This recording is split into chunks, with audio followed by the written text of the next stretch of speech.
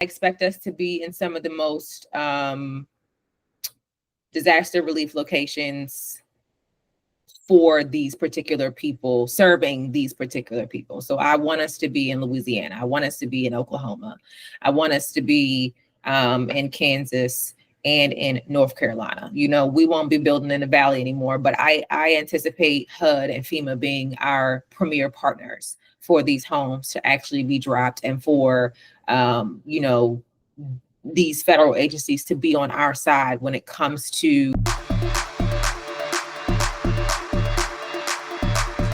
Today, I spoke with Randy Williams, founder of a company called Metallic Luxury.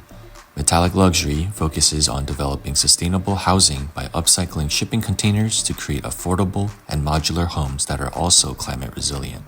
Prior to Metallic Luxury, Randy helped introduce legislation in the US and in Australia, enjoys farming as a hobby, and has lived in 4 continents by the age of 25. Randy founded Metallic Luxury in 2019 to create climate resilient homes and empower people through home ownership. Today, we talk through her journey and her navigating the supply chain. This is Earth ABC, featuring Randy Williams. So you're using shipping containers to create like sustainable community development. What does that exactly mean? So it means that we're upcycling metal, unused metal. If anybody knows like smallest details, most shipping containers are actually only used once. And Baltimore City is a port city. So we have suppliers, but we also have the actual port who have containers that are docked because they're not actually being used or reused to be sent back to the location or the company that utilized them. So they're just sitting there. And containers actually are just made of steel and can be utilized as another method, or similar to cement, a very strong foundation or supporting beam for homes or structures. Mm-hmm. And so you mentioned one thing is you're based in Baltimore and you're using like the port and stuff. Why Baltimore specifically rather than like any other like port city? So this is honestly, I'm from here, born and raised. I'll say I'm 30 now. So, being from West Baltimore, families from West Baltimore, and even raised in East Baltimore, there's just no better place to kind of really look into the industrial side that we have. Like, we have the history, we have we still have the factories. My grandfather actually used to work at Domino Sugar. So he was there for decades. And that was until he really honestly passed away. So historically, my family is attached to Baltimore. So there was no real reason to not even at least look in our own backyard before we start going to others. And all the port cities are just about an hour to 2 hours away as far as extending our needs into their demographic. But we wanted to make sure that building this, we looked at what we could do here before we started to duplicate it in other spaces. Right. And so these shipping containers, they're turning into homes for people. Mm-hmm. And who typically are these people that are receiving these homes, and what does that reception look like? Well, honestly, we would like to build these homes for people like myself who are students, who are coming out of college. I mean, I'm a PhD student now, but who are, kind of starting over, have very low to moderate income, but also don't see themselves spending a whole lot of money on their very first home. Not everyone wants a big old barn. Not everyone wants 15 to 20 acres of a house, but there are those who want to also improve their financial profile with some ownership of some property. And it doesn't have to be that expensive. And normally for most low to moderate income families, their first anything to own besides a car is a house. So that actually has gained equity or some sort of value so they can utilize it towards something. So yeah, it's really for people who don't want to stretch their budget and actually want to be very mindful about how they spend their money and where they live. Mm-hmm. And what's in one of these metallic homes? Does a person have access to like bathroom, functioning water? Does it have its own energy supply? Like, what does it look like if one was supposed to go into these metallic homes? Like, what do they see? What do they get? So as we start building these communities, we envision that all of our home buyers will live in something that they actually own to its entirety. So community owned solar, but also there will be the identified rain capture of their neighborhood. So they'll also understand and know how to, similar to the Caribbeans, how the Caribbeans live, they capture their own water, they save it, they can preserve it. So should a storm, a flood, or something happen, they can actually go to a water well or some sort of water system in their own little community to access running water. But they will, in addition to that, which is why it's metallic luxury, still receive a luxurious house with bathrooms and kitchens and great finishes that are still just as great as the ones in Home Depot, probably the same, but are just at a more efficient cost, just more cost efficient. But they still receive all the beautiful gamuts of buying, I guess the most expensive home, just at a different price. Mm-hmm. And so I've only seen the shipping container like once or twice in person, and they're much bigger than I've seen from afar. What's like the square footage, and then also can a buyer get maybe like two containers, combine them for a bigger space? Like, what does that customization look like for each individual? They sure can. So the best thing about containers is that they are essentially modular. You can push them and weld them together as much as you can. So one standard container is around 320 square feet. And if you actually put four together, that gives you 1,280 square feet. The standard Baltimore townhome is around 1,000 to 1,200 square feet. So that's like the perfect size if you just get four containers. And then you've actually only spent about, let's say, 175 to 220 something thousand on a 1,280 square feet.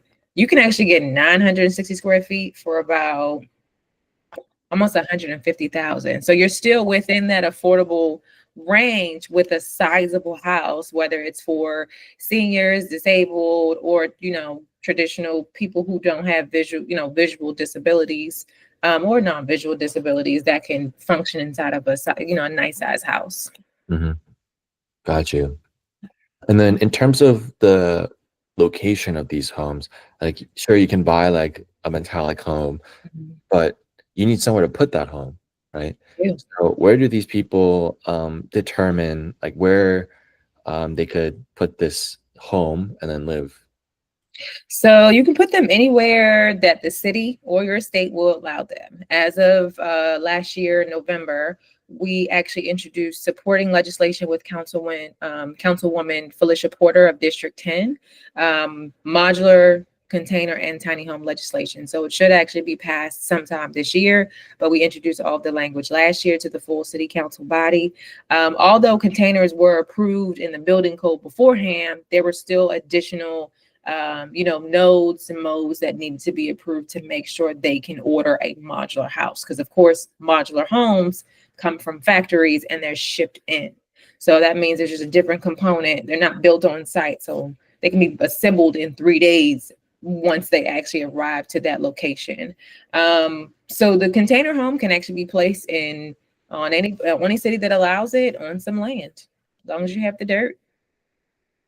So someone does have to buy the land itself and then put the metallic home on top of it. Yes, and they will not be considered mobile homes. They are considered traditional homes that can be mortgaged. They're not, what do you call it? You know how we also have, I'm not sure if the term trailer park is okay these days, but a trailer park, they won't be considered trailer or mobile in any of those standards. Gotcha. Okay. And early on, you mentioned that shipping containers are typically used like only once. What reason is that the case? Just because whoever the logistics company is or shipping company, they may not have a need for it. Some people are just sending things in for their business and they have no need to send it back. Because if you send it back, then you still have to pay for it to be put on the boat, for it to be taken off the boat, and for it to be transported somewhere. Whereas if you just are sending one thing, the port just has to dock it somewhere. Mm-hmm. Yeah, I imagine though that comes at quite a cost, but also just to create these shipping containers, there's also a cost there to constantly do that. Yep. Yeah. A lot of places Actually, and many of them are actually made towards the northern, like mid-Asian location. So a lot of them are made in China. And of course, like I said, they're made from steel. But when you're making a new one, they cost around 10 to 15,000. So they're still not as pricey. But once they make it this way, they obviously lose their value because they've only shipped one thing, and then they're sitting, and the used price to purchase one is around $3,000 to $4,000. Oh wow, it Yeah. loses value so steeply, even after one use. Okay, Mhm. okay. So you had to have heavy business to keep using your containers, or your own ship. Mhm, Independent business like myself. If I'm sending something to, I mean, even if I'm sending it to Jamaica to be moved there, I would still have to pay for it, but then I have to send it also send it back. So it'll be a heavy cost. mhm. And is there some kind of like shipping container graveyard in Baltimore where you're getting these shipping containers from? Like, what does that look like in terms of you getting the sourcing for your metallic homes? So we actually have, so that's a good question, but I have two answers for you. Okay. So originally we started with a container supplier. They're in Southeast Baltimore. They have tons of containers.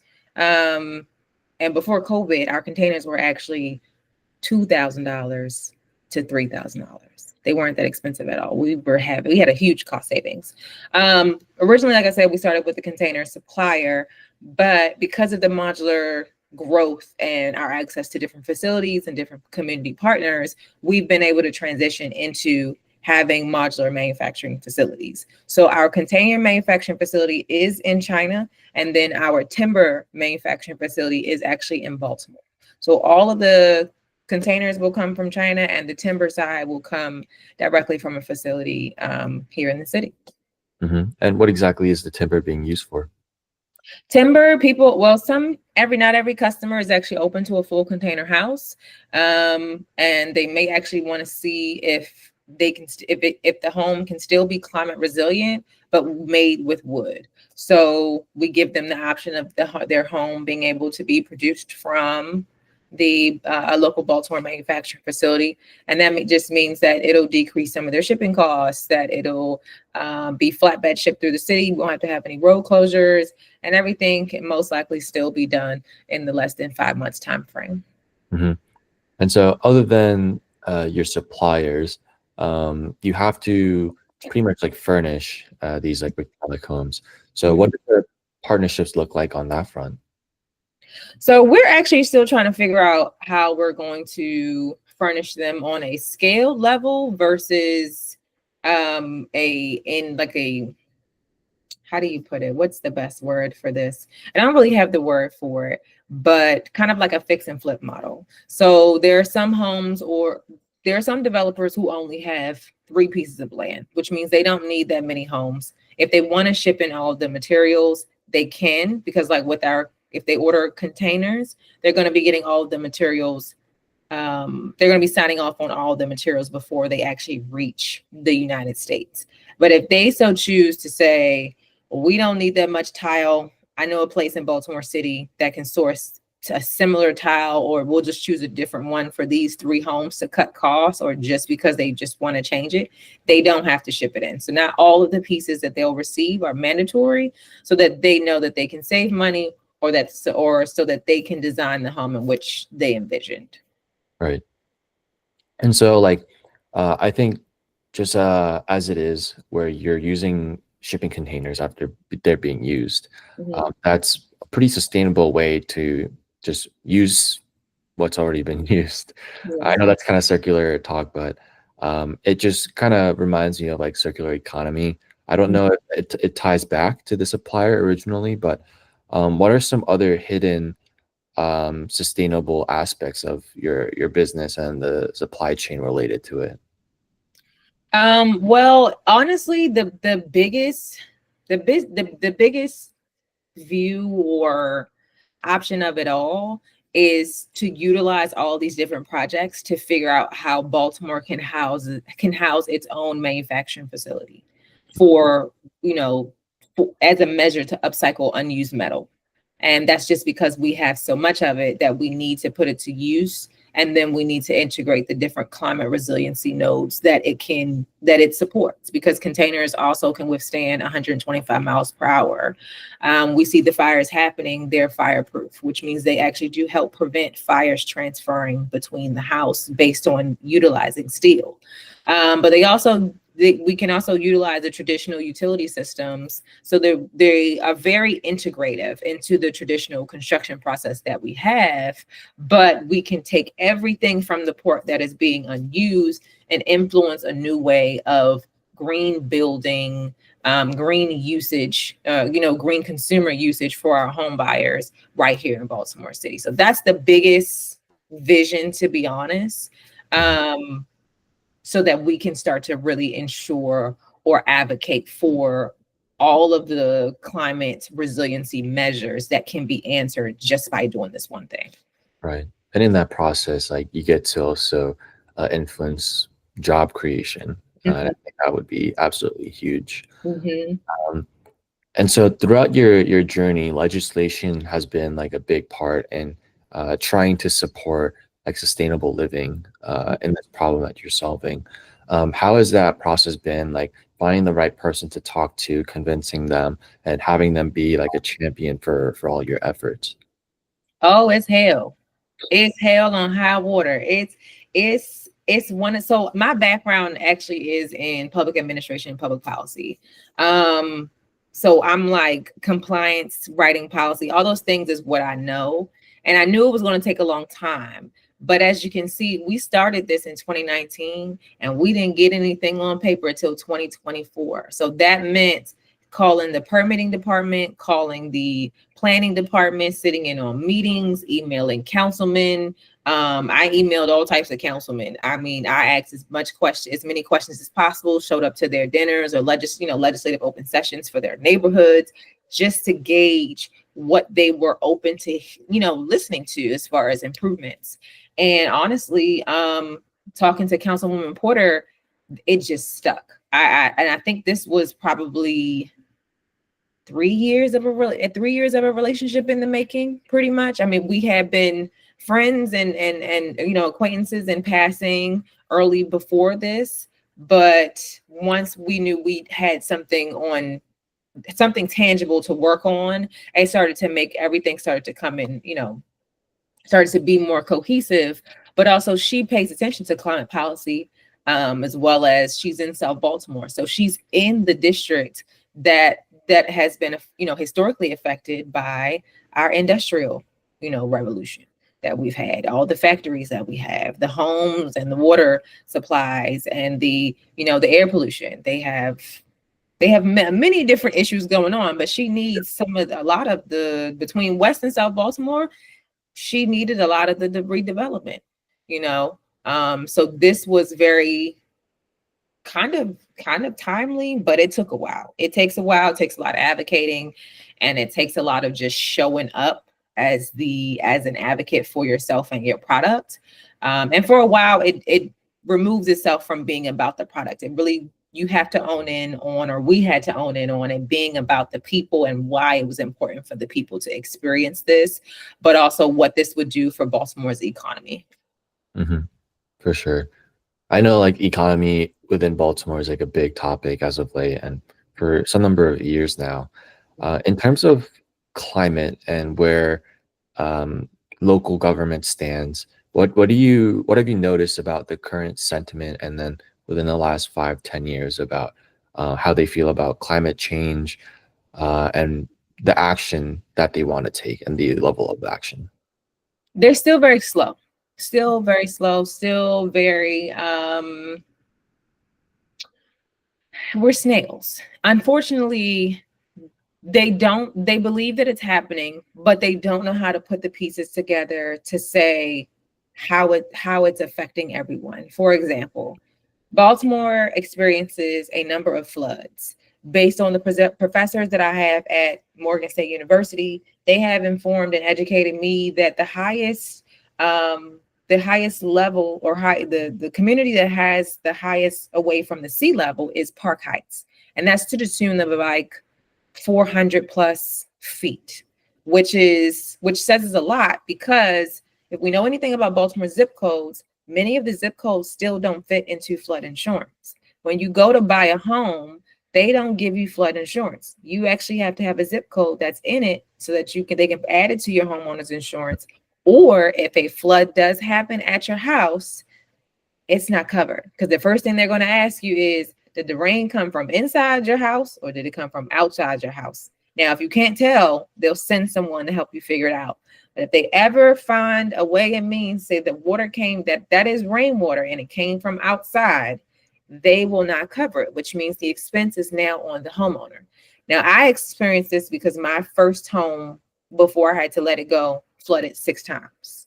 Mhm. Now, there were a multitude of things that happened, but majority of the water came from outside. Some inside, but mostly outside, because a lot of things just weren't working. But when you start to look at or explain these things to councilmen or even the economic departments or redevelopment centers and community development associations, the conversation isn't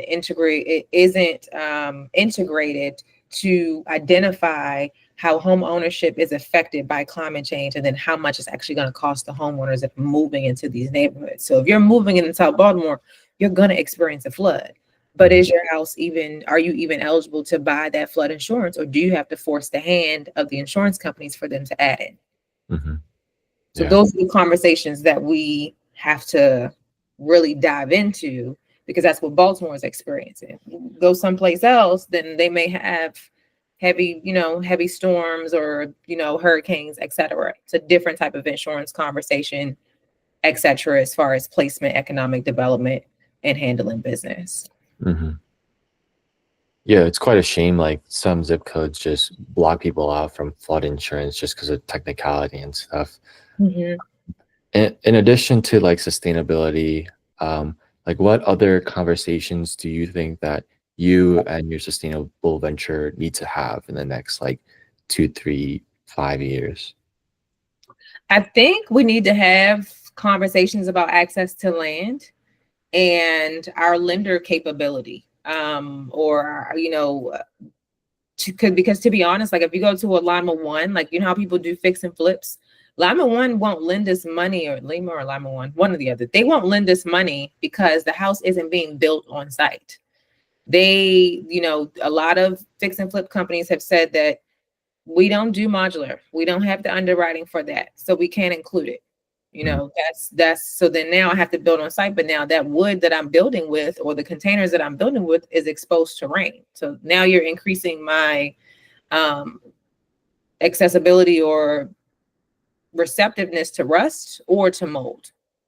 I don't want that when it comes to, building a house in different seasons. In addition, we need to have conversations about how we're going to actually integrate seniors and disabled communities back into neighborhoods and not into buildings. There's no real problem with multi-units, but except for the fact that majority of them are not always 100% full. But if there is a way that we can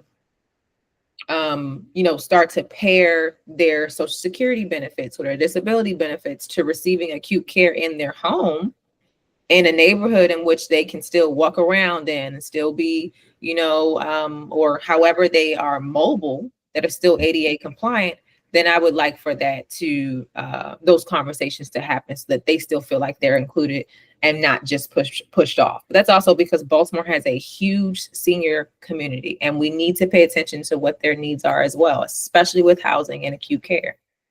Totally. And so, let's say you do have, like, all these conversations, they end up going well. In an ideal world, what has Metallic Luxury done, and what does Metallic Luxury look like in 10 years' time? Oh, wow. Oh, Lord. Okay. In 10 years, that's a good one. That's a good one. In 10 years' time, honestly, I expect us to be in some of the most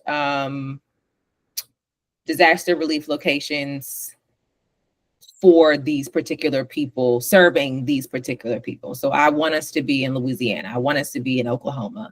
I want us to be in Kansas and in North Carolina. We won't be building in the Valley anymore, but I anticipate HUD and FEMA being our premier partners for these homes to actually be dropped, and for you know, these federal agencies to be on our side when it comes to advocating for, you know, mortgage financing to Fannie and Freddie. You know, that's how I envision us. But also in 10 years time, I hope that we will have answered the question of what it looks like to create and to run a manufacturing facility, so that way we can maintain and start to build in the US, so that we can create jobs for our neighbors, utilize our resources, and keep reproducing those models. For sure, for sure. And I guess to leave things off, for current and future entrepreneurs who are working on sustainable ventures, what's one, two pieces of advice that you have to share with them? Great. You know what? Two things. Keep your full-time job as long as you can. Seriously, the economy is changing. It's whooping behinds. Okay, whoop mine, but I'm just saying, as long as you can, because I work contractually. So if you can keep it, maintain it, save, etc. The second thing is always do the hard thing first. Because I'm working on a business that hasn't been able to, that does produce, but still needs more time to bring it to fruition. And sometimes that's okay. It might take you a while. Do the hard thing first. For sure. Thank you so much for sharing all that about Metallic Luxury. Super impactful, meaningful work that you're doing, and hopefully more jobs will be produced through your work. More people will get homes, and yeah, just very much rooting for you continuously, Randy. Thank you so much. I really appreciate it. Thanks for tuning in. If you enjoyed this interview, follow along on Earth EBC's LinkedIn to stay connected and never miss what's going on in climate tech. If you'd like to reach out or you're interested in coming on as a guest, feel free to connect with me, Sean Pack, on LinkedIn. We're always looking for inspiring ventures and founders in the climate space to feature on the show. Hope you enjoyed. Until next time.